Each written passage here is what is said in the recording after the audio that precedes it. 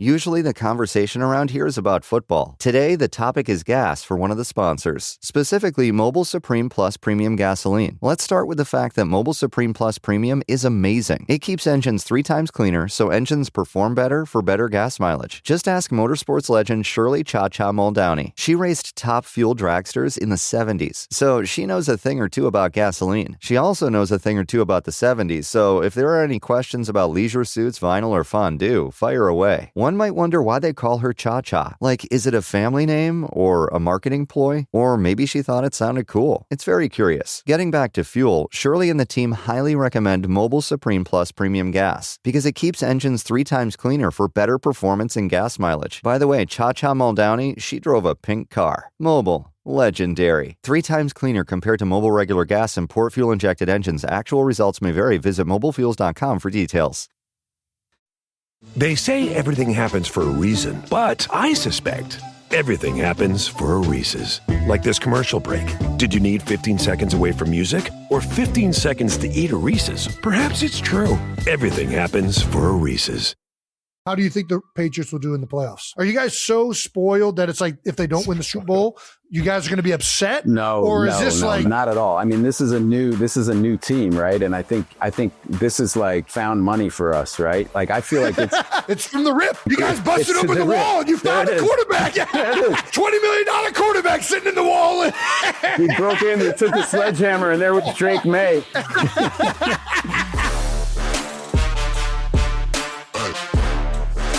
Welcome back to New Heights, ladies and gentlemen, boys and girls, 92%ers from all over. A Wondery show brought to you by Intuit Turbo Tax. Oh, it's starting to get the tax season, baby. Don't forget to pay your taxes. Unfortunately, they will knock on the door, and you do need to pay them. I'm Travis Kelce. This is my big brother, Jason Kelce, out of Cleveland Heights, Ohio. Shout out to the Tigers and shout out to those Bearcats, baby. Subscribe on YouTube, Wondery Plus, wherever you get your podcasts, and follow the show on all social media at New Heights Show with 1S for fun clips throughout the week. I am officially jobless, Jason. Actually, this is my only job. Well, no, you're still employed unless you stop playing. Have you announced you stop playing? This is the only company that employs me right now. 90%. We got a great episode coming up. We're going to recap everything that happened in the final week of the regular season, as well as dive into these upcoming Wildcard Weekend games. Who's not excited for some playoffs? Playoffs? You know what I'm excited for? Tell Matt us. Fucking Damon. That's right. He's coming in the back. That's right. We got him. We got Will. We got Jason Bourne. We got one of the most iconic actors of this generation. He's going to come. We're going to make you wait for it. He'll be after we talk a little bit of football, but you're gonna get through it with us. All right. We can, just so you know, we can't wait for Matt either. All right. Here we go. Let's start off with what we always start off with. A little bit of that new news. New news is brought to you by American Express. Okay. Update from the Amazon Holiday Giving Initiative. This holiday season, over 3,000 Operation Breakthrough families in KC were provided with gifts and essential needs. That's right. How about that? Well done. Thank you to all the 92%ers and our friends, of course, at Amazon. Well done, Amazon. It's awesome, man. Well done, 92%ers. Because of everyone involved with this entire initiative, 3,000 Operation Breakthrough families have had something around the holidays, which, I mean, if that's not the Christmas spirit, I don't know what is. And for the third time, Travis Kelce has won the nationwide Walter Payton Man of the Year Charity Challenge. How about it, man? Every year, each team nominates one player to be their Walter Payton Man of the Year. When you get nominated, there is a fan vote that happens on socials and on the internet. And if you win that, you win the charity challenge. You're the only player to win the charity challenge each time they've been nominated. Yeah, it's Chiefs Kingdom, baby. As the club's Walter Payton Man of the Year. Shout out to Chiefs Kingdom. Shout out to the 92%ers. Operation Breakthrough also dropped some throwback pics of you because you've been involved there for a while. Oh, we've been doing this since look at these the photos. beginning of my career. Yeah. The young Travis Kelce right here. There you go. Oh, yeah. In the muffler shop. And then, the early days, man. Oh, my gosh. It's so funny seeing some of these pictures. The original robotics lab that 87 are running my foundations helped support. That robot right there. You see that young girl holding up. And now she is like one of the like high school kids that are now have been using Operation Breakthrough and all its resources for a while. So it's cool to see some of these familiar faces grow into high school kids and kind of awesome. Yeah, it's awesome, man. And one of my first foundation events, I used to do a walk the walk. It used to be a fashion show that I used to put on for some of the boutiques, and the kids over at Operation Breakthrough got to walk in it. So shout out to everyone over at OB. You guys know how much I love you and how much you guys mean to me. And it just means everything that 92%ers and Chiefs Kingdom out there help support that. And it's all to make these kids right here happy and proud of where they come from, man. Well, just so you guys know, everything from the nationwide Walter Payton Man of the Year Charity Challenge goes to support Operation Breakthrough. So you guys are awesome. Thank you so much. And thank you to everybody who voted for Travis and who has helped Operation Breakthrough out. It's a fantastic organization in Kansas City. They do so many things for these kids and families. So well done, everyone. And that wraps up New News, which is brought to you once again by American Express. Let's move on to some bold topics to wrap up Week 18 in the NFL. Wow, Week 18. I forgot we even had 18 weeks. It's a 17-game season. Bold topics are brought to you by KFC. Yeah, we got some snackers, famous KFC bowls. All right, here we go. Chiefs 12, Raiders 14. What are your thoughts on the season, Trev? What are your closing sentiments from this Chiefs season? You know, it was a tough season. Obviously, ended even worse because my guy 1-5 went down, and we finished the season with a lot of starters kind of being banged up. So we had a mixture of guys that were getting their first taste of what the NFL has to offer, which is fun, but it definitely has its challenges, and it's a tough way to go out, especially with the amount of success and the standard that you hold, yourself and the team to going into the season and throughout the season. And you try and look back on it, right away, and you try and, learn from it and maybe try and figure out where it all went wrong and how you could have been better in certain situations. And it's just a shitty feeling and a shitty way to try and navigate one of the things you love to do the most, and that's play football. And, I appreciate everybody that was in that building and that was on the field the past 3-4 weeks when we knew we really didn't have much to play for other than the love of the game and the pride and the honor that comes with playing in the NFL. But I appreciate everybody that was out there giving it their all and putting their body on the line and made it as good as we could have going into the last week and the end of the season.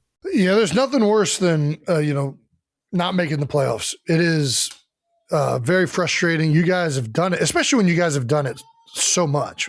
It's absolutely crazy, and you guys obviously should be very proud of that. But that doesn't make it actually probably hurts more, I would assume. Yeah, it's kind of an embarrassing feeling, but you keep it moving, man. You keep it moving. And I'm still a fan of the game, and I still love the game. So I'll be tuned in throughout the playoffs, seeing how this thing shakes out over the next couple of weeks. And, I'll get to be around some friends and family in January instead of trying to figure out how to win some playoff games. The season did not come without you guys winning some things, especially you, Trev, with some records being broken. Let's have a little reminder, since you love talking about records so much and stats. All right. Hey. You became the third tight end ever with 13,000 receiving yards, the fastest to ever accomplish that feat. Guys in front of you, of course, another Kansas City legend, Tony Gonzalez, who TG. I mean, absolutely insane how many yards Tony has. No, it's absolutely insane, as you're right. It's fucking silly. Yeah. And then obviously Jason Witten down in Dallas. Travis, the third one to get over the 13,000 yard marker, which is a very fitting number, I think. You also passed T.O. for 8th most receptions in NFL history. Did you know that? Yes. I've known all. They asked me about all this stuff after the game. So that's how I really know. That's crazy. I didn't know you were 8th of receptions, just period. That's awesome. Yeah. Coach Reed dials me up. I don't know what else to tell you. I think when he puts together a game plan, he features me. And I'm very fortunate of that. And I'm fortunate that in my 13th year, he was still trusting me to try and win him some ball games. So shout out to Coach for, helping me accumulate some of these yards and catches. Well, another record is you are now tied with Tim Brown for the longest streak of seasons with 75 plus receptions at 10. That's a Is that LeBron LeBron stat. stat? 100%. Yeah, that's the LeBron stat. Shout out to Tim Brown, though. Now that the season is over, what is next for the Big Yeti? Every season ends for me. I put my feet up and I just be a human because I've been putting my body through the ringer for the love of it. You know, I do enjoy playing football and the physical aspect of it. I think there's something about, you know, feeling the wear and tear of the football season to just fucking, you know, getting ready for a game, knowing that your body's fucking beat down, man. I think there's something to it. It makes you just feel like a mangy animal that just is fucking out here just finding a way to survive. And I just fucking love that shit. But I think just being a regular human for a couple weeks, maybe a month or so, and trying to figure out what I'm going to do next in terms of my future in football. I think, you know, I've talked to a few people in the facility already, you know, having the exit meetings and everything. And they know where I stand, at least right now. And I think there's a lot of love for the game that's still there. And I don't think I'll ever lose that. I don't know. It's a tough thing to navigate, but at the same time, you know, I think if my body can heal up and rest up, and I can feel confident that I can go out there and give it another 18, 20, 21 week run. I think I would do it in a heartbeat. So I think right now it's just finding that answer and seeing how the body feels after this game and kind of when it all settles down. I'm confused. So you're not already coming back? What? Chris Jones has said that you're coming back. I thought this was already nice. That's why we love Chris. He's very optimistic. He's very optimistic. Chris Jones' quote is, "I'm not buying it. He'll be back next year." But he also followed that up, though. He said, "I can't promise you anything." Nice. But, there you go. Yeah, let's keep this thing moving. A little Eagles 17, Commanders 24. Jason, you want some thoughts on the game? I mean, obviously the Eagles didn't play all their starters, but yeah, I mean, that's the big storyline. Is obviously the way it worked this past week for the Eagles was if, you know, Detroit beat Chicago, which did end up happening, and if the Eagles win, the Eagles could have jumped up to the 2 seed. The Eagles obviously elected to rest their starters because they prioritized the rest going into the playoffs, which I think is right. I mean, it's if the Eagles could have guaranteed getting the 2 seed by playing their starters, I think they probably would have played. But because there was this other game that also had to take place, you have the risk of injury.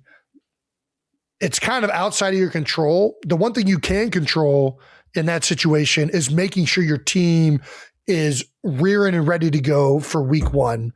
And I also, to be honest with you, I felt pretty confident the Eagles backups would beat the Commanders.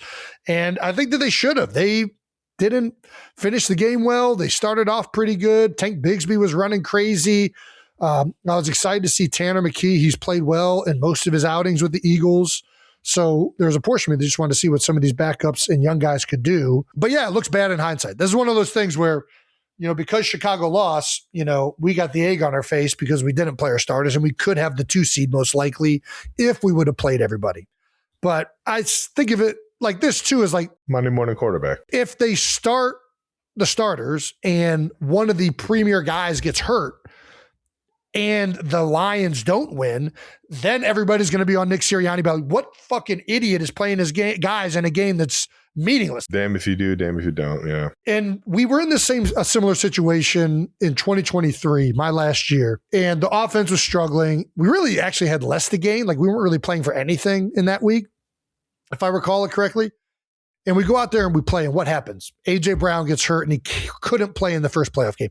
Jalen Hurts also got banged up in that game. And I do think that was also in the back of Nick Sirianni and the Eagles' head of like, listen, the last time we played our guys in a game like this, it ended up costing us some meaningful people, and we weren't at our best against Tampa Bay. I think at this point in the season, when you get the rest and you have the opportunity to avoid somebody getting hurt, and you don't know for certain that playing guys is going to help you, I don't know that it benefits you that much. And at the end of the day, you still got to go through good teams to win the Super Bowl. Like Yeah, if we're the 2 seed and we can guarantee 2 home games, that is a big thing. That is a big deal. But at the same time, like, we're going to have to play great teams regardless. And now we get a week of rest. All of our starters, Landon, our whole offensive line has been so banged up. A lot of those guys got the ability to get healthier. And then we're going to get to play. Well, and now we get San Fran, who just fought their tails off with a juggernaut of Seattle, and they're going to be coming to the East Coast. I think if this team is good enough, they're still going to find a way to get it done. I don't think that decision in week 18 is going to determine the outcome of this team. I just think that when we play up to our potential with the defense we have and with the offensive firepower we have, I think we can beat anybody. Well, you guys got the 49ers next week. And, they've been rolling, man. They've been rolling. They had a tough one last week, but... Dude, how good is Seattle? That was a crazy game. Dude, Seattle shitty weather game too. Seattle's so long and fast, and those windows they're smaller and they close, and they're active, man. Active. I came away from that game more impressed with Seattle than I was like, oh, San Fran ain't very good. San Fran's still legit. I just think the Seattle defense is freaking, man, do they got some dudes over there. Yeah. With everything that's happened with the 49ers, man, Kyle Shanahan, man.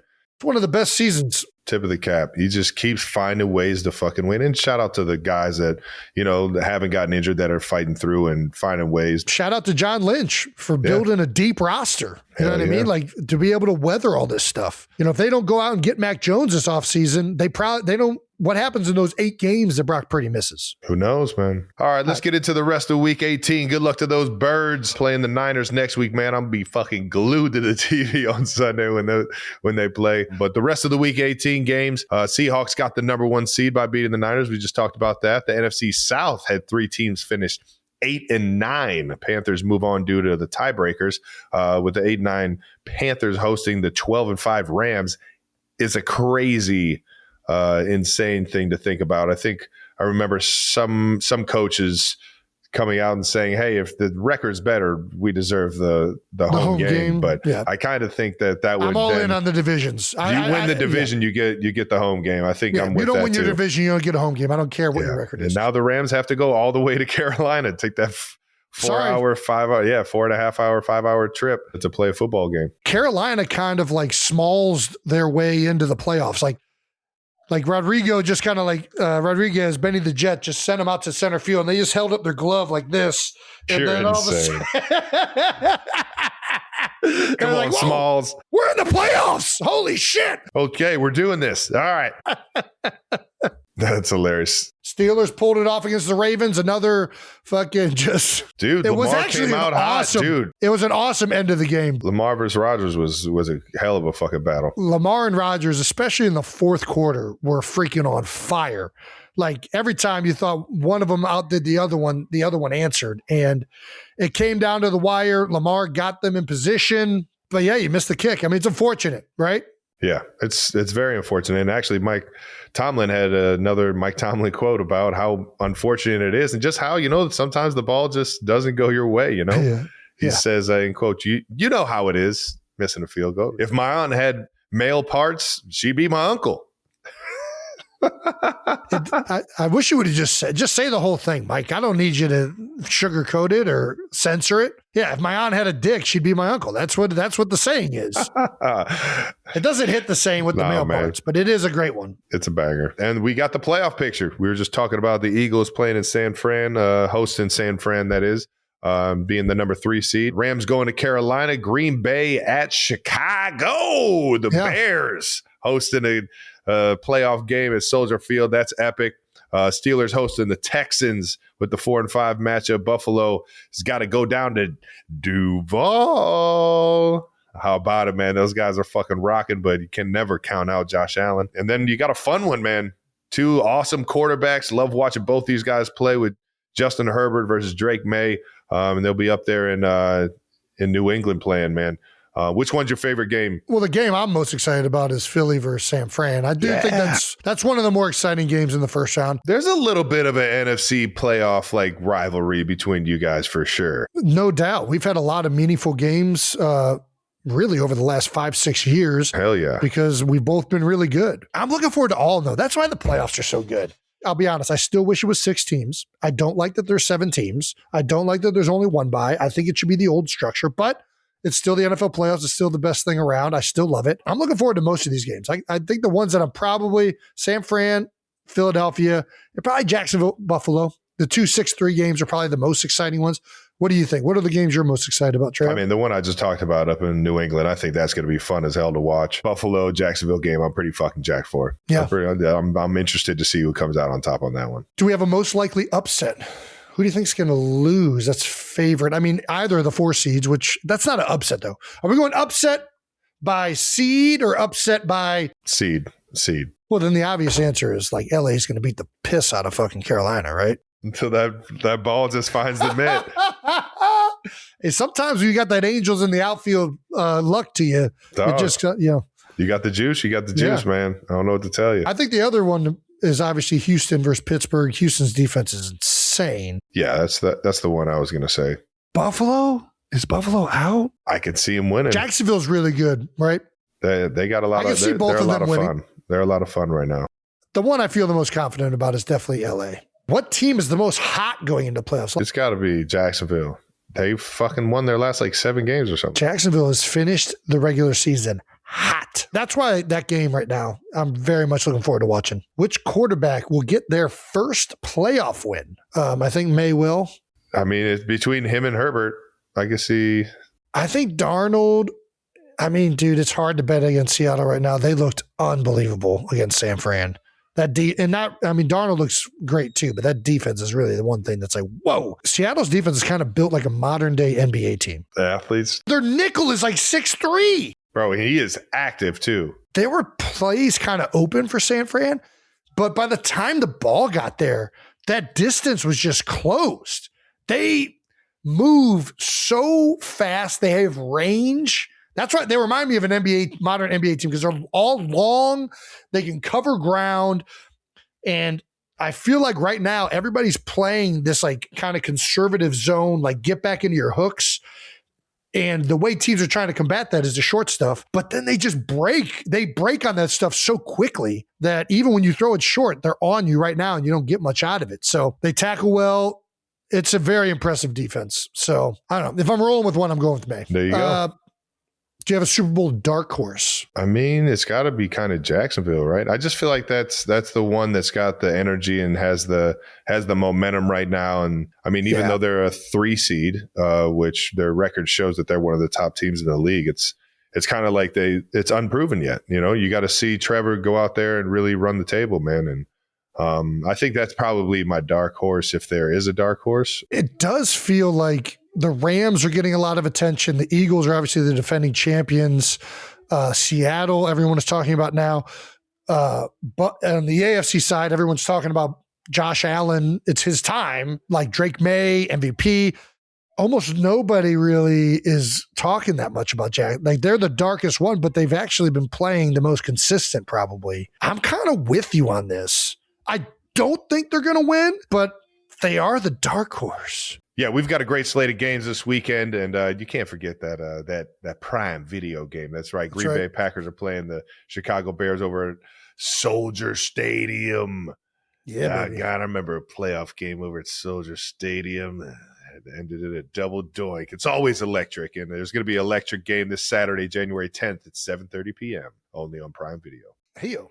All right. Well, that wraps up Bold Topics, brought to you by KFC. Hey-o. Let's wrap up some football talk with Stamps of the Week. Stamps of the Week is brought to you by HBO Max. Check out The Pit, Season 2 premiering tomorrow at 9 Eastern. All right, this is the easiest pick for me. I'm going Myles Garrett. Broke the sack record. I mean, anytime somebody breaks a freaking all-time season record of sacks, rushing yards, anything like that, they're going to get the Stamp of the Week. I don't know how you don't give him the Stamp of the Week. And he did it sacking Joe Burrow. Did Joe take a dive? Do we have another Gastineau? Let's take a look at this. Did Joe take a dive? Joe doesn't strike me as a diving kind of guy. No, he's a competitor. No, that's a sack. Yeah, he didn't fight it, but that's a sack. We'll count it. Shout out to Myles Garrett, man. Absolute fucking legend. Deserves all the praise he's getting, and congrats on fucking getting 23 sacks. It's crazy, man. Strahan was commenting on it, says, he's got the record in 17 games. I got the record in 16 games. He kind of was joking around a bit about it. Yeah, you already know he's having fun tongue-in-cheek. with it. He shows Miles all the respect as well, man. But for sure, I'm gonna go hit home with it, baby. Cleveland Heights' own Layla Edwards is heading to the Olympics. That's right. Becomes the first Black woman to play for the U.S. women's national team. Hell yeah! At the Olympic Games, she's going to be out there in Milan, supporting or representing the U.S. of A. and. Even cooler, our hometown, Cleveland Heights, Ohio. Congratulations to Layla Edwards. That wraps up Stamp of the Week, brought to you by HBO Max and The Pitt Season 2, premiering tomorrow night on HBO Max. Now let's get to some Matt Damon. Jason, can you do the honors, please? I would love to, Trav. Thank you to our sponsor, Intuit Turbo Tax. TurboTax has some new news this tax season. They're opening store locations near you. That's right. The same TurboTax that's been dominating the online tax game is now bringing their A game right to your neighborhood. How about it? Think about it like home field advantage for your taxes. Nice. You can walk in, meet your TurboTax full service expert in person, and know your taxes are being handled by someone who's got your back. You can even start in person with your TurboTax expert, then go about your day while they work to get you every last deduction you need and stay updated on the progress in the app. No more chasing updates or worrying about your refund. Just confidence that your dedicated expert will handle everything from start to finish and get every dollar you deserve. TurboTax stores all the new modern way of doing taxes, leaving the old way of doing taxes behind. To find a location and get matched with an expert, visit TurboTax.com. Intuit Turbo Tax. Now, this is taxes. Thank you to our partner, American Express. When you're traveling, there's something special about taking a minute to slow down. Whether that's enjoying the peace of an airport lounge, a hotel that feels like it's an upgrade from maybe that real life world that you've been living in. Anyways, or a live show from your favorite artist. All right. With the newly enhanced American Express Platinum card, you get access to curated events and experiences. It's like you're not just attending the event, you're actually living it. Between all the premium travel perks, dining experiences, and entertainment options, plus the award-winning American Express Service Platinum membership brings experiences to a whole new level. It's true what they say. There's nothing like Platinum. Terms apply. Learn more at americanexpress.com/withplatinum. Thank you to our partner, KFC. Bowl season is over for college football, but new bowl season is beginning. That's way better. Oh, yeah? It's KFC $5 bowl season. That's right. They're serving up 5 different bowls for $5 each. You get a famous bowl with those fluffy mashed potatoes and juicy chicken, or you can try their spicy mac and cheese bowl. Creamy mac and cheese with a kick? Come on now. People think $5 means you're getting some tiny portion. Nuh-uh. These bowls are loaded. Right? Like we're talking 0 leftovers. You're finishing this whole thing. 5 different ways to fill it up, all $5. It's math. That's how it works. That's the kind of value we need after the holidays, right? We just spent a bunch of money on presents and gifts that our kids have already forgotten about. 5 bowls, $5, 0 leftovers. Try KFC $5 bowls today. Actually, right now. Don't even wait till later today. Go to your KFC now. We are so fucking lucky to have you, brother. We're gonna have do some fun with this one. Oh, though, man, right? I'm fired up to be here. I actually, like, for some reason, my Instagram thinks that you're the only thing I ever want to watch. Oh, man. That's too good, man. I've seen so much of your stuff just recommended to me, so this is cool. Our guest today is an actor, writer, and producer from Cambridge, Massachusetts. Woo-hoo! He is a 2-time Golden Globe winner, 3 times Critic Choice winner, and an Academy Award winner. He is also the 2007 People's Sexiest Man Alive. You know him from Good Will Hunting, The Martian, the Ocean's franchises, The Talented Mr. Ripley, the Bourne franchises, Saving Private Ryan, The Departed, Forward and First for Yarn, Air, Oppenheimer. Gosh dang, I was running out of movies. Here we go. And his new movie, The Rip, is on Netflix starting January 16th. 92%ers, please welcome, well, how about this? How about them apples? It's Matt Damon! Let's go! go. Thank you, guys. That was awesome, Jason. Dude. Thank you. I feel like I should run out of the locker room and go hit somebody. Let's fucking go. That's all we're good at. Either doing that ourselves or motivating people to do it. It's all we know. Dude, you're absolute iconic, brother, and we can't thank you enough for spending some time. The Rip is unbelievable, man. It is. It is. Thank you, guys. I'm fired up that you guys saw. You guys are the first people to see it, so that's great news. What? That's great for me to hear. Yeah, we haven't shown many people at all. It hasn't come out yet, and this is the first interview I'm doing for it, so this is very, very cool. All right. I live a fucking dumb life, man, dude. This movie is ridiculous, man. It had me on the edge of my seat the entire time, and it's based off of, or a lot of the facts are based off of a true story. Yeah. It starts with a true story, and then we take dramatic license from there. But there are this program in Miami where they take tips to go get money that's kind of they seize money that's got by like ill-gotten gains, like drug money and stuff like that. And so they'll hit these houses. They have dogs that don't smell for drugs; they just smell for money. And they have these teams that go seize this stuff. And one of the rules down there is you got to count it on site.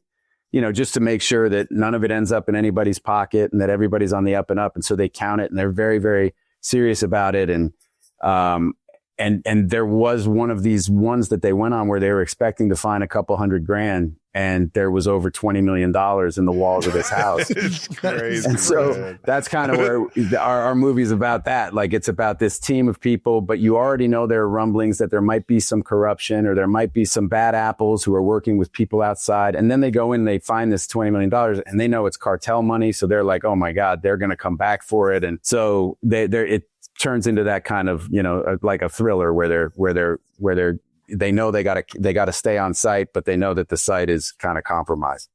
Yeah, absolutely. When do you first get pitched about this? Or are you at the point now that this is your baby? Like, how did you get involved with this? So Ben and I have a studio, like now Artist Equity. And so we're small, but we're kind of a full service studio. And so people are starting to become aware of that and coming to us with projects. And this came to us through Joe Carnahan, who, he directed Narc a long time ago, a movie, The Gray. He's directed a bunch of movies. Yeah. Ben did Smokin' Aces with him, actually, about 15 or 20 years ago. So we've known Joe for a really long time.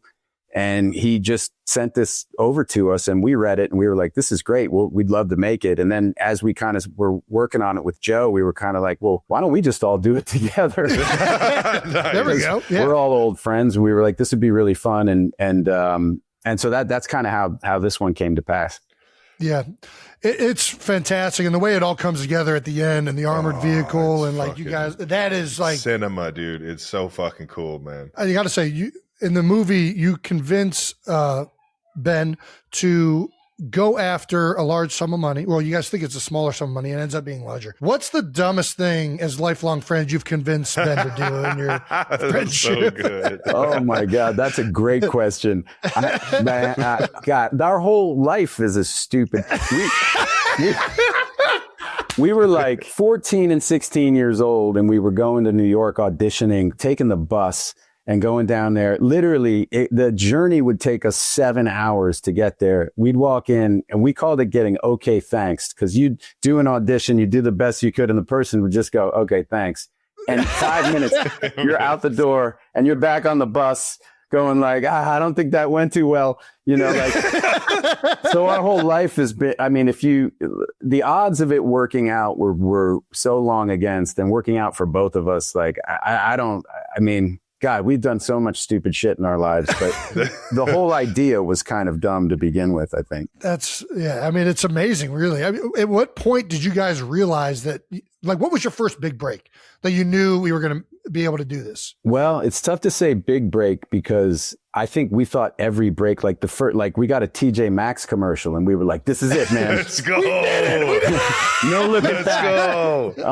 And then we started to get little parts, and we started to get bigger parts, but we were getting told by casting directors and stuff. We'd go in and read, and they'd go, you're not right for this, but you should keep going. So we were getting kind of signals that we were in the right, area code. But then, like, when we sold Good Will Hunting, when we sold the screenplay, that we thought that was absolutely it. And we were like broke a year later, Like, really? Yeah. After that, crazy, dude. Oh my God. I mean, not broke. I mean, but here, I guess, so we sold the screenplay for $600,000, right? Which was just so much more money than either of us had ever considered. It was like, which we split, right? And then, but after taxes and agent, lawyer, and all that stuff. No, I get it. Yeah. Oh, So now we're down under 150 each. And the first thing we did was buy brand new Jeep Grand Cherokees. Oh, yeah, baby. Oh, yeah. Now we were renting this place in LA. It didn't take long for us to be like, dude, we got to get another job. Like, we can't just survive on that. Let me ask you, just for reference, do you know what Good Will Hunting has grossed in its time? When it came out, I think it was like 220 something in the theater. But I have no idea what it did after that, because they relicensed it and That's one of them that's just continued because it's just such an amazing film. Actually, with our studio, that's one of the things we really fight for is reversion rights. Like Ben called me a couple years ago and he goes, the town just got relicensed for $35 million, which just means that he made a great movie and people are still watching it.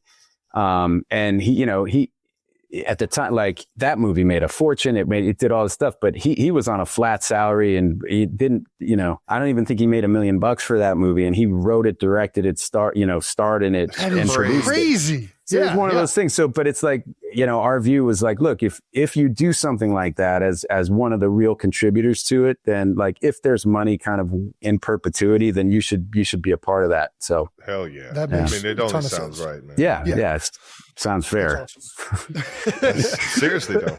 Speaking of movies you guys have been in, when was the first movie you guys worked on together? Was it Field of Dreams? We were extras in Field of Dreams. That was one.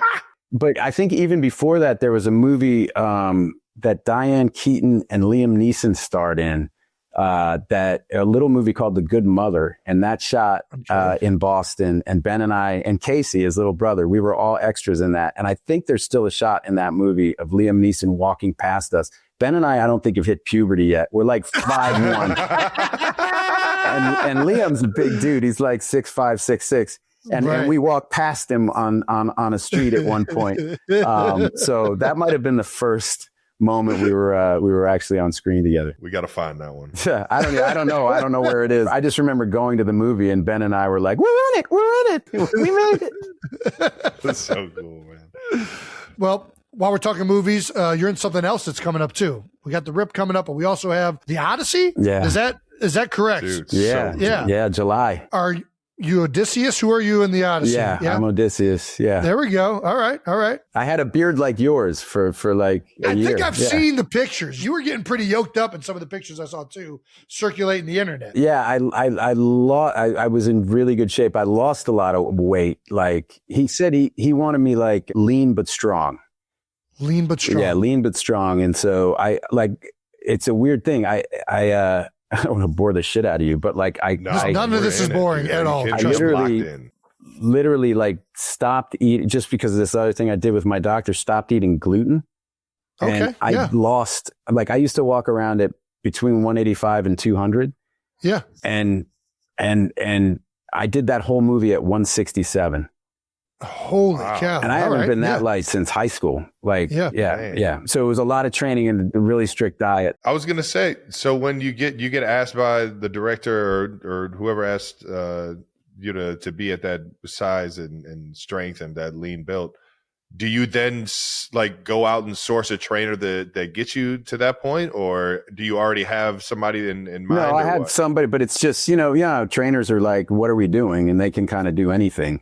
And it's just knowing, it's just having kind of a clear goal and setting it. It felt actually more, it's like when I do that, or when you do like the Jason Bourne movies or whatever, it feels almost like a season in a, I would imagine what that feels like for you guys, where you're preparing, it's like just part of your day. It's part of your job. Right. And it's like, and you get really routinized about it and kind of build your day around all that stuff. And, That's kind of the physical side of getting ready. Have you had gluten since?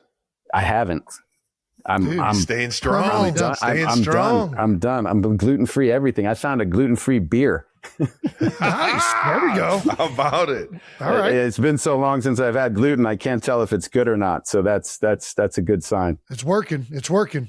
Well, the trailer for the Odyssey got over 121.4 million views in the first 24 hours. More than double Oppenheimer got, which was pretty successful. What do you think has so many people psyched up about this film? Wow. Well, I think obviously Chris, Chris Nolan, I think everybody feels, I'm a fan too. I just love the movies that he makes and also,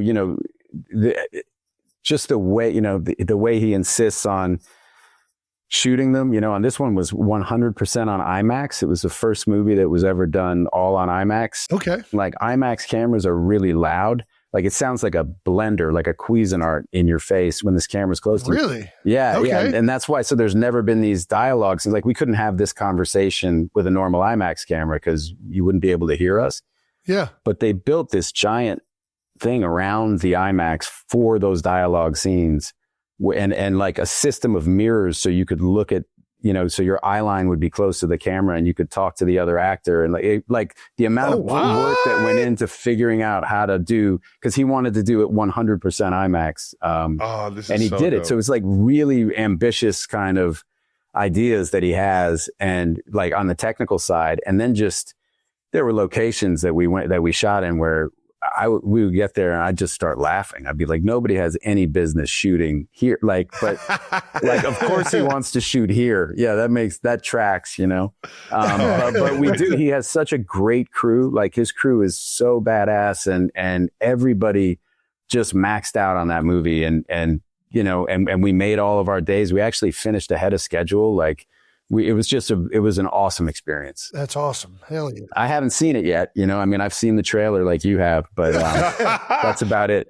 Is that the way? So how far before the theatrical release do you guys get to watch it? Like, is there, or do you try and wait until that moment? No, it depends. There are a lot of directors, if I'm doing a movie with Ben, I'm in the editing room with him the whole time. Right. And there's some directors who like to work that way. Chris has a process that's very, he's screening the movie all the time to people outside the business. He's grinding away at it. And so I'll see it probably in a couple months, before it's done. I mean, Clint Eastwood, I remember Clint Eastwood showed me, I did 2 movies with Clint and that was just, he screened it for me a week before the premiere, but it wasn't like he was going to take notes. Yeah. He's like, I hope you like it, And so people have all different ways of working and it's a director's medium really, right? Like they really are the boss but it can feel or I look at it like a partnership, but I'm the junior partner. Right. So I want to give every good idea that I want to be as helpful as possible. But at the end of the day, it's their name on the movie. It really is they're the ones who are really kind of ruthlessly judged. I know actors are too, but in our world, it's really about the director. That's awesome, man. Yeah, man. All right. Well, do you want to get into some Boston sports, maybe? Let's do it, baby. All right. What do you think about that? I'm a little nervous about the Chargers. I mean, they're, they got some ball players over there, man. They got some ball players. They man. really do. They got some really great players, but so do we. And I love Vrabel, man. Oh my God, I love that guy. You got a good one. You guys got a good one. Unbelievable. I can't believe. This will be the battle of the minds between him and Harbaugh, man. Yeah, it really will, man. Both of those guys, I got so much respect for both of those guys, and.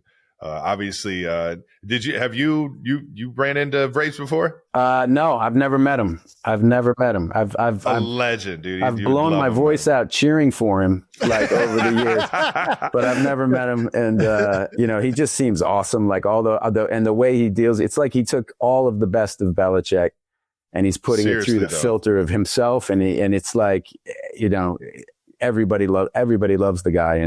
And Drake Maye is unbelievable. He seems to have that Tom thing where he just doesn't get rattled. He's got this ability to kind of feel comfortable and almost Tom was unbelievable at dictating the tempo of a game. Like every game that I felt like I played against him, it just felt like he always had like we were going at his pace. Right. And Drake kind of has that feel to him, especially when he's clicking.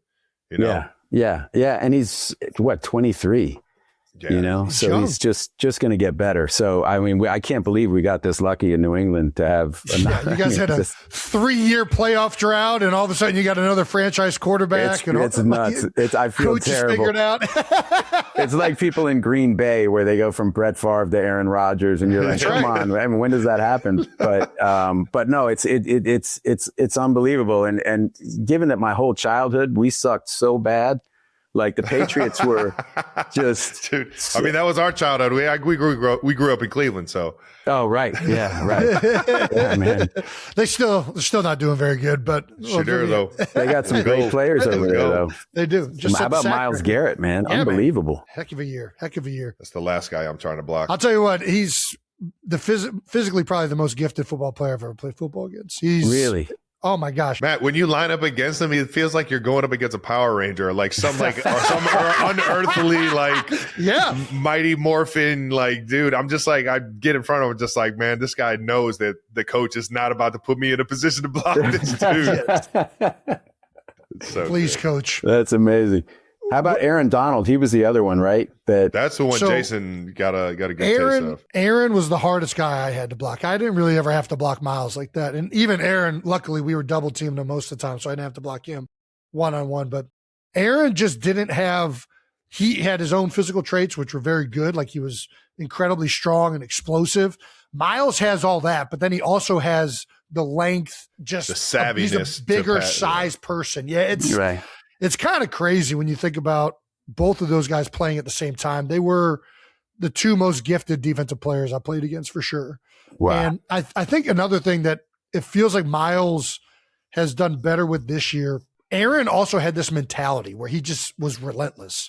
No matter what you did, he would not stop. He kept going. Like he ever got tired. He was like mad at you the entire time. Like, what are you mad at me about? I didn't do anything. I'm just trying to do my job, dude. Like, what are we doing? But he was like pissed. And it feels like Myles feels like he was more of that this year. Like there was a relentlessness to Myles that I think you felt all season long from him. And with those traits and that mentality, you saw an incredible season from him for sure.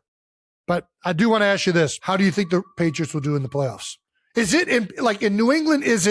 Are you guys so spoiled that it's like if they don't win the Super Bowl, you guys are going to be upset? No, or is this no. Okay, all right, go ahead. Not at all. I mean, this is a new team, right? And I think sure. this is like found money for us, right? Like I feel like it's like gravy. It's a you guys busted open the wall. You found a quarterback. $20 million quarterback sitting in the wall. He broke in. He took the sledgehammer, and there was Drake Maye. Yeah, no, and I feel I don't know. Personally, I can't speak for everybody in New England, but look, if we get bounced in the first round, I still think this is a massive year for us, right? It's like okay, so like the future is really bright for us with the coach that we have, with the organization, and like with Bob Kraft, with the way that whole thing is set up, and with that quarterback and those. I mean, I feel like we're in a really good spot.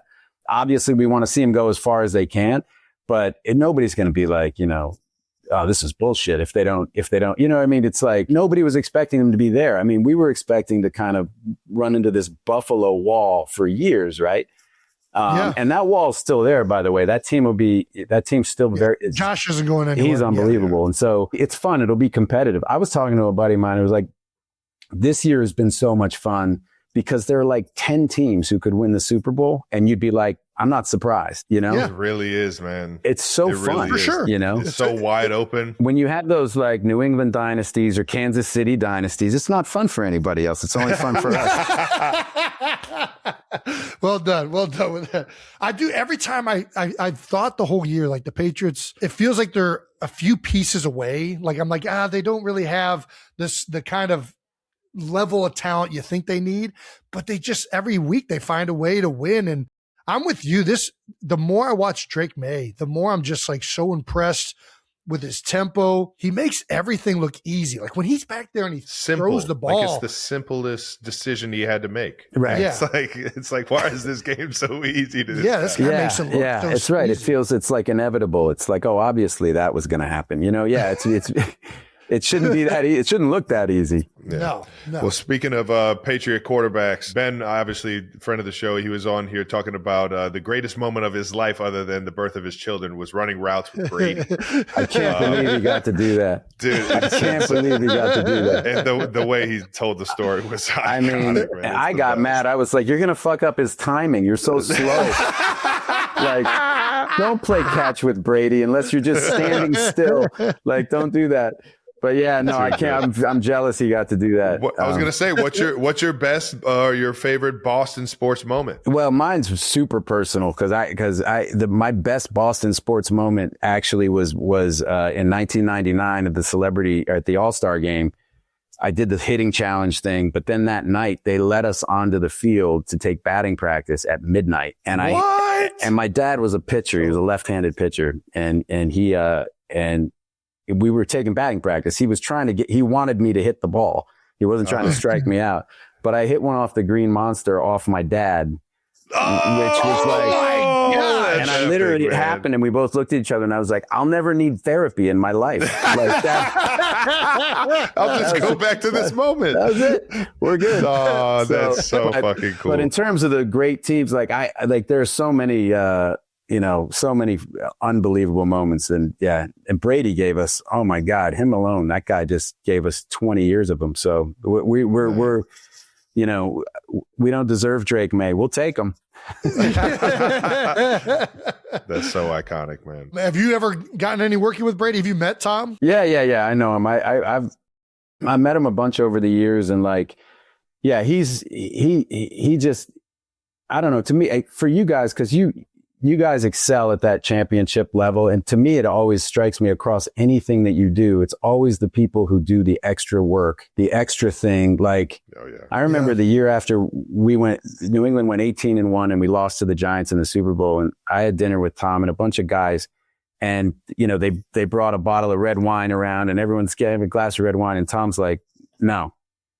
And I looked at him and I was like, really? I'm like, it's May. Like, your camp starts in 2 months. And he was like, no. Like, he was just like, he was in that, like, I'm my life, I'm going to live my commitment to this thing. You know what I mean? And he just had that insane discipline. And I took my nephew to a game once down in Miami. We were living down there, and my nephew played football. It was played, in the little Pembroke Pines League down in Miami.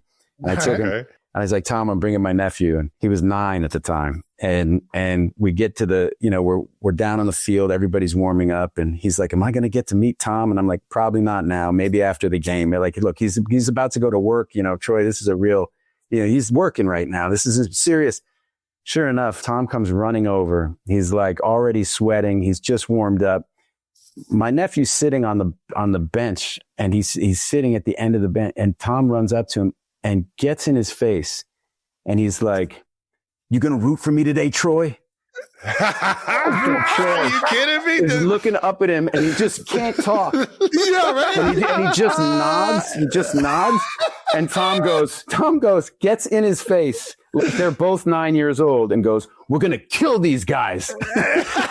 Oh, dude, he's iconic, dude. He couldn't have meant it more either. I was so unbelievable. Epic, and then he runs off to the locker room. I was like, that was the greatest thing I've ever seen. But it was like 2 9-year-olds talking to each other. Yeah, hell yeah. We're going to fucking smoke it. Yeah, literally. There might have been an F-bomb in there. For sure. Yeah. You got to make sure he feels it. You got to make sure. He's got to know. How do you rank your Boston sports fandoms by the sport? Sox, Pats, Celtics, Bruins? That's tough. I would definitely say Red Sox kind of for me growing up, that was the thing. Like that was definitely the top, and the sport I played the most. And then basketball I played a lot too. So if you had asked me when I was growing up, I would have said baseball, basketball, football, hockey. But when I look at, because I guess everybody, we just bought into that. Like everybody got so caught up in like, oh, you get wrapped in it, I'm sure. Yeah, we got said, if I actually think of what I spent more time watching, like the last 20 years, probably football. Yeah. Not including football. Who's your favorite Boston sports athlete? Like who's your guy from growing up that you're like, that's my, like Travis's is Carlos Baerga. from the Cleveland Indians. Well, Shout out to Carlos, man. I got Carlton Fisk.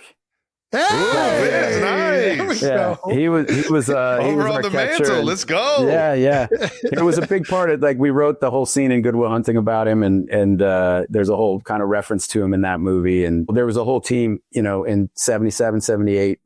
Those guys, like, I used to go through, we have batting practice, and I'd go through all their stances from each side of the play. Like, I just knew, that those were my guys. All of it, man. Go to the game, get the program, start to keep score in the back, man. Yeah, it's just the best. Well, let me ask you this. You mentioned the Green Monster. I was fortunate to go get a tour at that ballpark when I was visiting Boston in high school for some reason.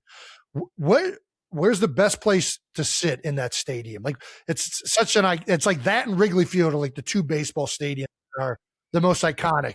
What's the best seat in the stadium, you think? There are a lot of them, actually, depending on, now, like what they've done now by putting seats up on the Green Monster, like that's insane up there. I sat in the kind of the last box next to those seats a couple years ago when I went up, and that was absolutely crazy. I was fortunate enough. I went to when they were doing the 1 game wild card playoff scenarios. Boston actually played the Yankees at Fenway. I was there, and they won 1-0. I was actually sitting up on the Green Monster. No way. With a bunch of the Air Green Force. Monster? I sat on the Green Monster and literally saw a line drive come probably 10 feet or 10 yards from me.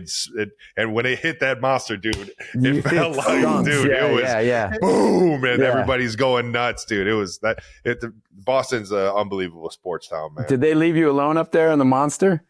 It wasn't too bad. Some of the Air Force had some fun with me, but it was all, dude. I'm here for it, man. I'm here for it. What are you doing here, bro? Yeah, exactly.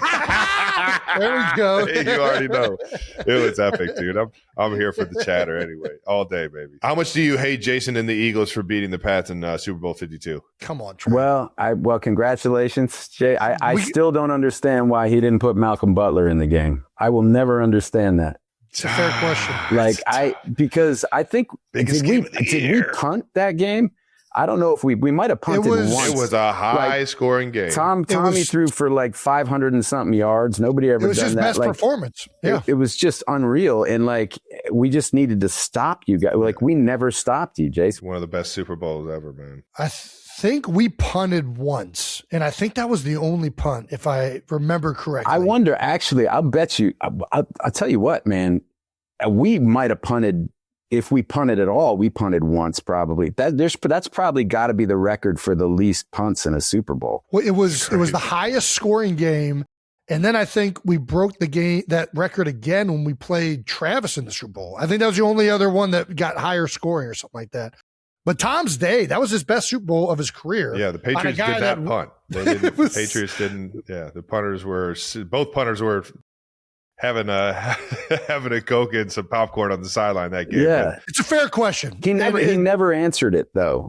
So I always wondered about that. Like, there was something personal. There was something weird, because it's like, why does a guy play 99% of the snaps and then you tell him while the national anthem's playing that he's not playing? That caliber, man. And then you got to switch everybody around to different positions that they haven't played. It's like they're suddenly in a preseason for the past 2 weeks. Yeah. It's something weird about it, man. I could never figure that out. Didn't he? I think he got in trouble for missing a meeting or something like that, didn't he? There was something leading up to it. But there was that meeting. I know. I agree. But this is kind of like, tell me what I missed. It's also the thing. It's like, for me, Patriot way though. You can't be missing meetings. Yeah, but then maybe after the first quarter, when you can't stop their offense, maybe you're like, okay, Malcolm, you learned your lesson. Get in there.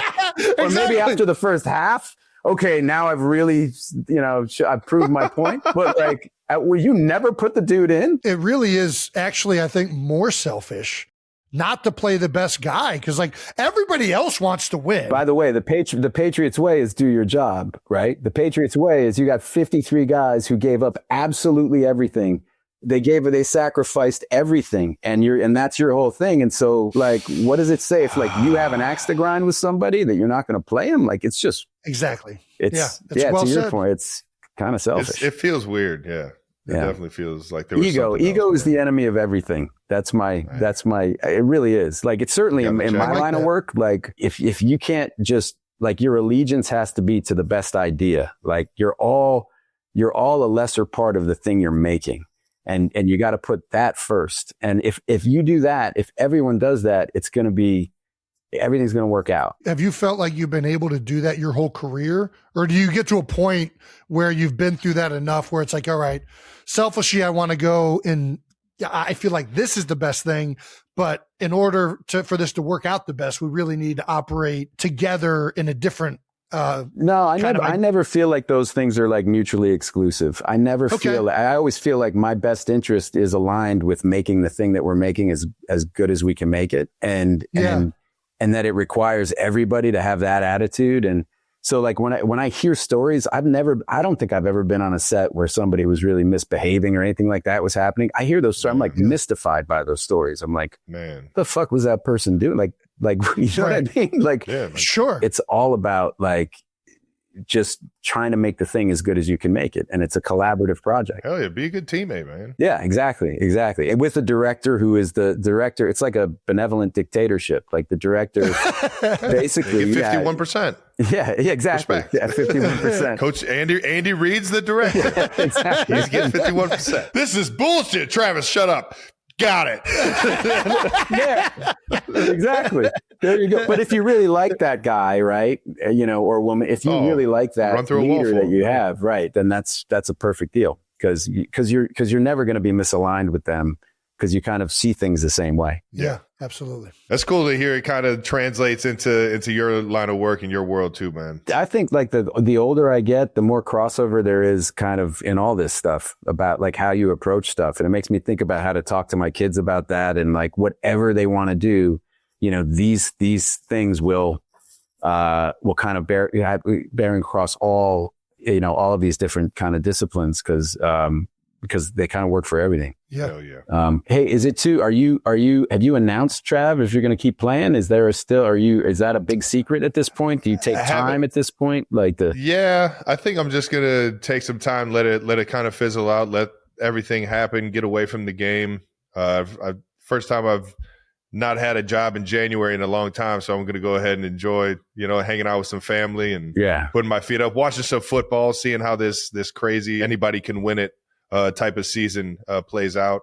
But yeah, I'm just trying to figure it all out myself, and I'll do that with the family and friends and No, it's a big decision. I remember Michael Strahan years ago came over to watch the Super Bowl, and he was thinking about retiring, and we're the same age, and I was like, come on, man, we're in our prime, and he was like, look, it takes a lot to get ready. There's a lot of work that goes into it. And, he was telling me, and I kept pushing.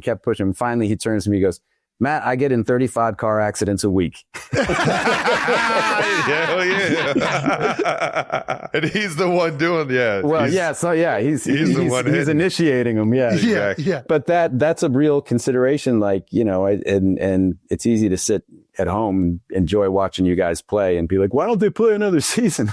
Yes. I mean, when you get the call when you're 45, like Phillip Rivers, baby. God, how good was that? You're never out of it, so dude. Pulling for him.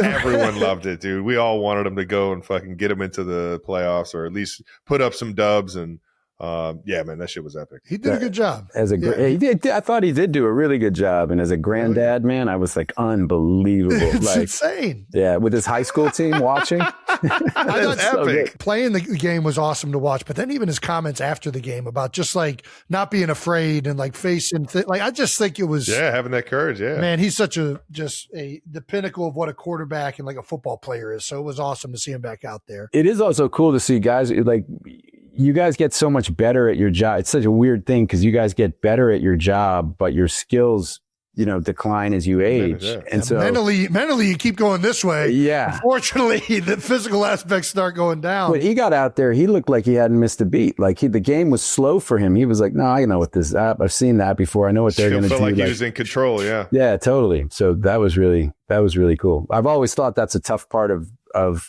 the athlete's life is I talked to a baseball player once who was kind of a journeyman second baseman.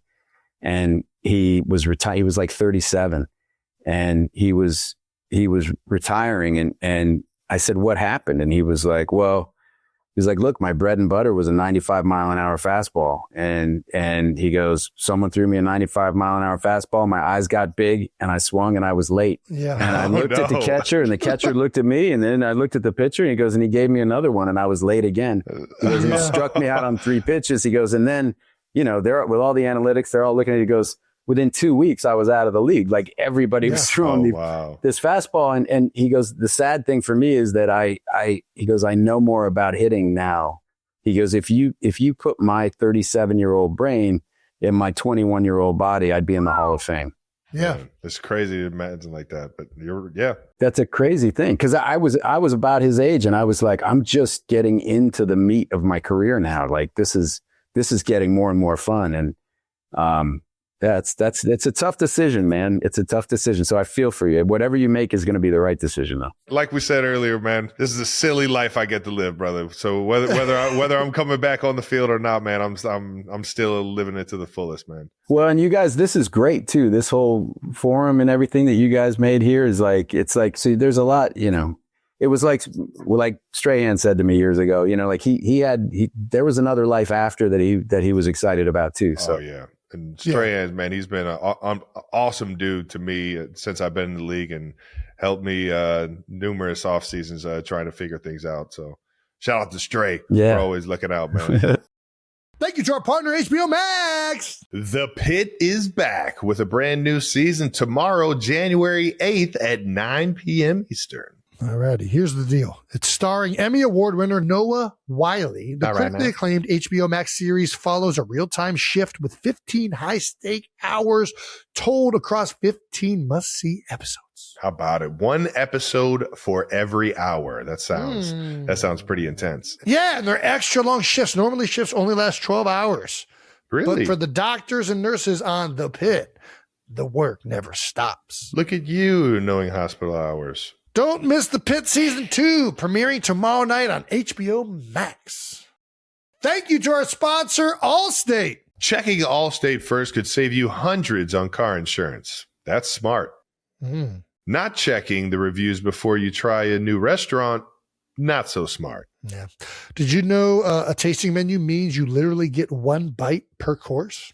Yeah, checking first is smart. So check Allstate first for a quote that could save you hundreds. You're in good hands with Allstate. Potential savings vary, subject to terms, conditions, and availability. Allstate North American Insurance Company and affiliates, Northbrook, Illinois. All right now. Thank you to our sponsor, Starbucks. Jason, you know that morning chaos. You got your protein shake in one hand, you got your coffee in the other. You're trying not to spill everything before your workout. Yeah. Starbucks just fixed that whole situation. Boy, did they. Meet your partner in crime. Starbucks protein lattes. That's right, baby. Protein mixed with a latte. You didn't think they could do it, but they did.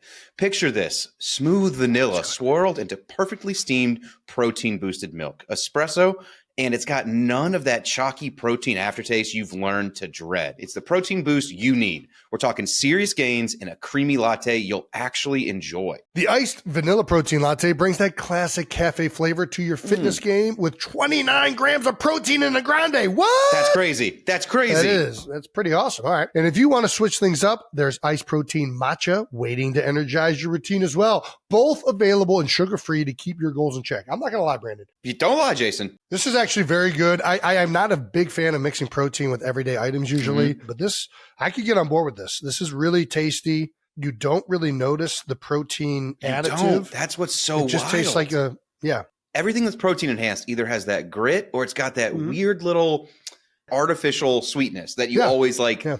You're like, oh, this is not a real thing. This is off. But it doesn't matter. However you want to level up your protein game, Starbucks is coming through to help you out. Try the lineup of high-protein beverages at Starbucks or add protein-boosted milk to your favorite drink to customize and create your own. Swole. Yeah. I mean, listen, I can get on board with this morning routine very easily. Let's go ahead and get into this last segment. It's called We Gotta Ask, but you don't have to answer. You can tell us to fuck off. You were talking about your kids earlier. As a fellow father of 4 girls, what is your best piece of girl dad advice for Jason over here? Man, I got nothing. I got nothing for you. You're in it. You're in it. I heard before we started, I heard the kids in the back. I was like, oh my God. I do have to say that, there was you guys went to eat, or at least your wife did, at a restaurant in Montana. Ming Tsai is the chef there, and Ming's a friend of mine. And he told me, and this was the greatest thing. He goes, Jason Kelsey's wife is a rock star. He goes, yeah, Kai. Yeah. He literally was like, she came in. He goes, she's got like an 8-month-old on one arm. She's got a toddler here. She had 4 kids hanging off her. He was like, she is a boss. It was very, very cool. So I don't think I need to give you any advice, because it sounds like you married the right woman, and she's a boss. Yes. She is a boss, and she's got to deal with me too, a 5th kid. She doesn't even. I unfortunately missed that because I do Monday Night Football, but I heard she's phenomenal. She's incredible with the kids. The only bit of advice, whenever I get asked that question too, and my first thing I tell people with advice with kids is, don't listen to any advice anybody else gives. Yeah, you got to figure it out. They're all so different. I don't know how you feel about yours, but the moment one comes out, they're like more sensitive. This one's a little bit more like rambunctious. Like every single one of them is like their own person. And it's like right away. Yeah. Like the moment they start talking, it feels like they're different. Man, I used to be a real, in that nature nurture argument. But I'm now on this, like, nature, like that's a thing, your kids show up, like that spirit, that soul is there, and it's going to do what it's going to do. And the nurture part is very important. You're going to be a part of helping with that. But they really are who they are, like right away. That's like been a profound. And as they grow older, you still see in their infant face, you still see them as they're, it's the only thing I'd say. An old friend of mine said when my 19-year-old was probably 18 months, said, don't blink. Don't blink. And that shit is real. My daughter broke her collarbone, and this morning she was getting ready for school. She's 17, and she asked me to brush her hair. And so I brushed her hair, and it was I hadn't brushed her hair, I don't know, 8-9 years, you know what I mean? But you're at that stage now where it's like, you get them ready. It's like you're brushing, they're lined up, and you're right. You got to get them, right. And it's the great, and I don't remember the last time I don't remember when I brushed her hair for the last time. It just kind of happened. Man. And then life kind of kept going, and the changes are so incremental that like you don't realize until I ran the hairbrush through her hair, and it's the same, all of it. It's, you know what I mean? Yeah. And it buckled me, man. It's like, so don't blink. That's awesome. Okay. I like that. I like that a lot. All right. You mentioned just a second ago about how, an athlete learns more and they actually know more. They wish they knew more when they were younger. As an actor, writer, producer, is there something you know now that you really wish you knew when you were younger? Oh my God. Yeah. I mean, it's the same thing. It's too long. For me, I would love to go back and remake all the movies again. You know what I mean? But like, I remember, working with Steven Spielberg early on in my career and going like, I don't know enough about filmmaking to be next to this man right now. Like, I have so many questions and I don't know what the right questions are yet. And so I remember just following him around and I remember everything that guy ever said to me because I was trying to bank it because I knew it was going to come in handy. And then as, in the intervening 30 years or whatever, I things that he said have come back as I've kind of learned them and go, oh man, that's what he was talking about. So those kind of things, I really got lucky in that I got to work with some amazing people, and I'd love to be able to go back through that process and work with, even if I could just work with the people that I've already worked with again. There's so much I didn't know. And that's kind of the fun thing about making movies. It's like, it's always a different job. The challenges of a day are always different, and it's always fun. Battle of the unknown. Well, you're talking about, some of your previous movies. Friend of the show, George Clooney, told us that don't listen to anything that guy says. You guys are in talks with another Ocean's movie. Okay. I thought he was going to play some fucking practical joke on me. I love that. That's immediately where it goes. He's just and he'll do the long ones that just go for he set it up 9 years ago. Well they're talking about it. I don't know. We'll see. These things. They're always talking about it. It's a weird business. You never know how things will coalesce. And I'd love that group of guys. And obviously we're down a few now. We've lost a couple over the years, but there's a lot of love in that group for sure. So yeah, if we can get our shit together, that'd be a lot of fun. Heck Hell yeah. We have a clip here from School Ties where you play a football player. Oh yeah. Would you mind breaking this play down for us? Sure. Oh yeah. Oh, let's go. Yeah. Come on. No bar, baby. Let's go. Run your ass off for me. It said block your ass off for me. Yeah. Watch what Brendan Fraser does to me. Dude, look at Brendan Fraser. I really wanted to score the touchdown. Let's go. But he's the good player. So guess what, Matt? Oh, no. Yeah. That's a textbook cut Team block. player, baby. This is legendary, dude. Yeah, not only could I not do the cut block, he actually had to throw me into the right position.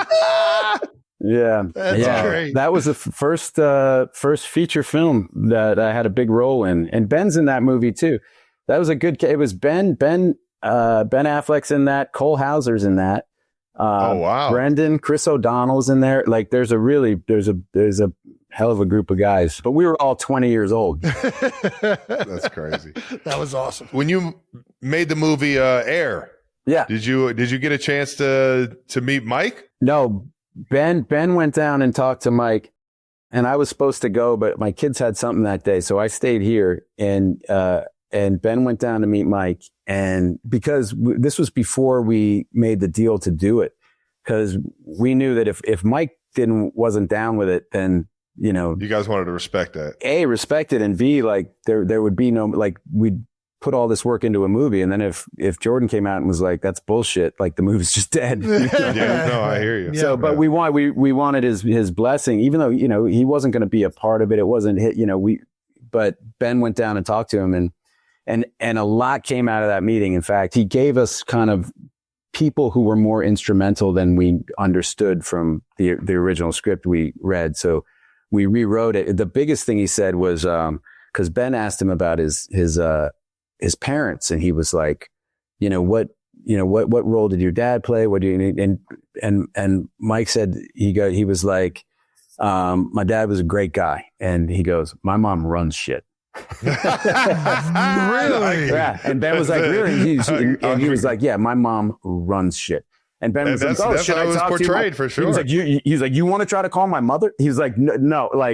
Yeah. And Ben was like, okay, well, who should play your mother? And before he got mother out, Mike was like, Viola Davis.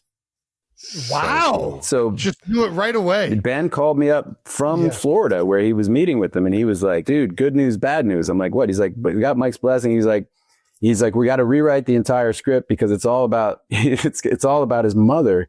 And I go, okay, great. And he goes, oh, I go, what's the bad news? And he goes, there's only one actor who will. And I was like, who? And he's like, Viola Davis. And I'm like, all right, you want me to call? We got to call American Treasure Viola Davis. Yeah, right. Yeah. And be like, listen, we can't make this movie unless you make it with us. So there was a great young writer on that project, and we kind of rebuilt the whole thing around her character, and try to make a role that was worthy of, Viola. That's cool. That's awesome. Man. Very cool. Very cool. Is there anybody that you've worked with? You worked with a lot of acting legends, but is there anyone that you were starstruck with on set? Yeah. I mean, I think that's happened a lot of times to me. But I went on Saving Private Ryan. Tom Hanks said something to all of us. I asked him about he did this movie a long time ago called Nothing in Common. And Jackie Gleason played his father. And Jackie Gleason was like this, bigger than life, star of The Honeymooners and all this. And I asked Tom about it. And Tom said, I asked him if he was nervous. And Tom goes, you know what? He stopped and he goes, I made the decision not to be nervous. I made the decision not to be intimidated by, and it was really good advice. I was like 25 or 26 and it was like, you got to just approach the work, and you got to approach people kind of as they are, what I mean? It was just like it was very helpful in the sense that, I think I could have been intimidated by a lot of the people that I am, because I'm a fan of theirs, I'm a fan, and I still feel that way about a lot of people I work with. But it's more like it's better to appreciate them for the work that they do, but leave the rest of the shit at the door so that you can actually get some work done. Oh yeah, that's awesome advice, man. Shout out to Tom Hanks, man. I'm gonna start using that advice. The man with one red shoe, baby. Let's go. Yeah. The money pit. Hell yeah.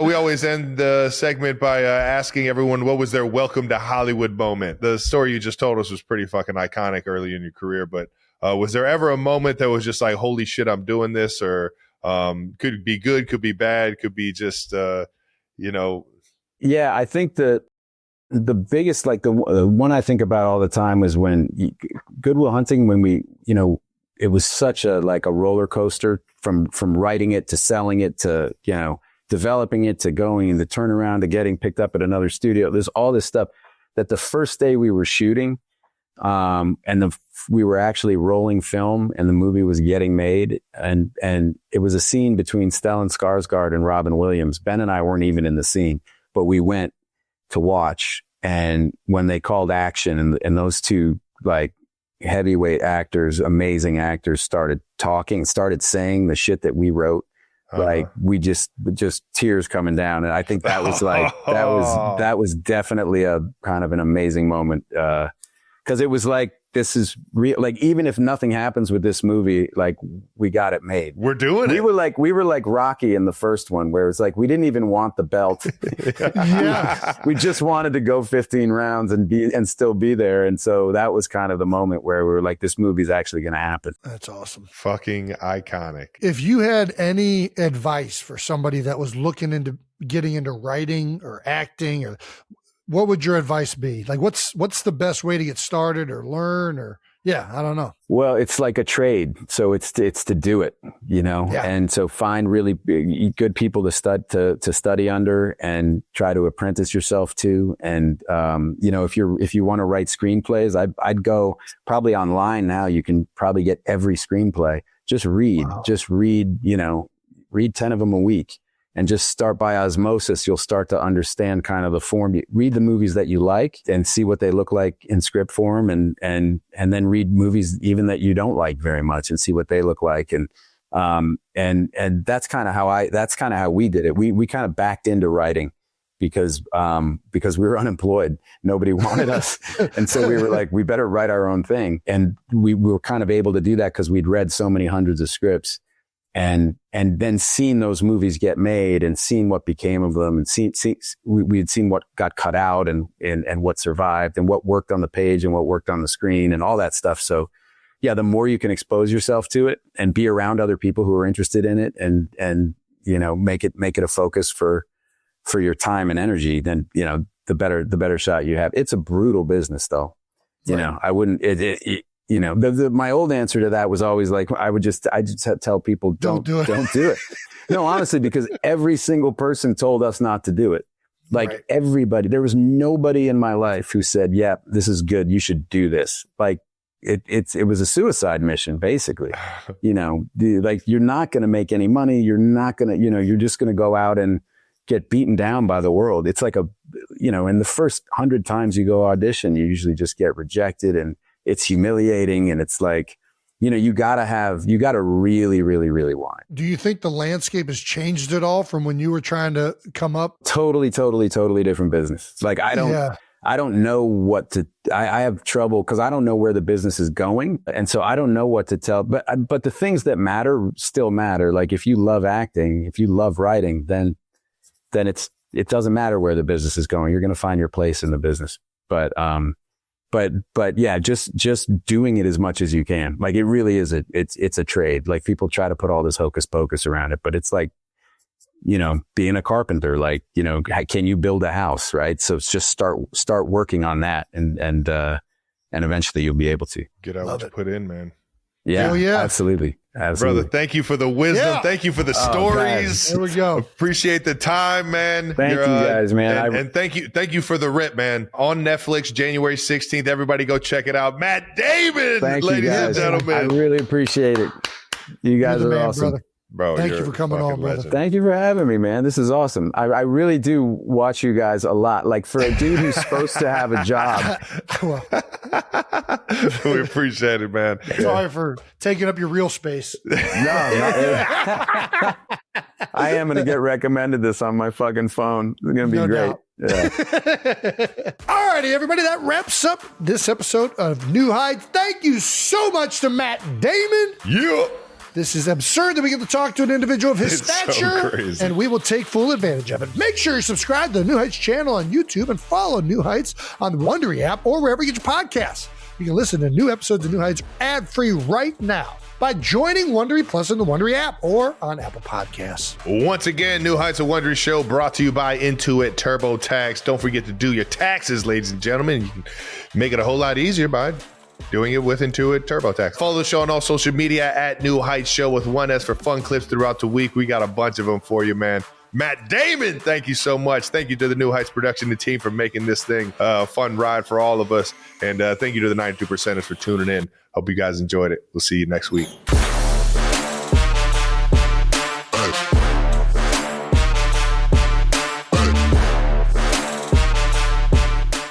All righty. Out now, brown cow. Out now, brown cow.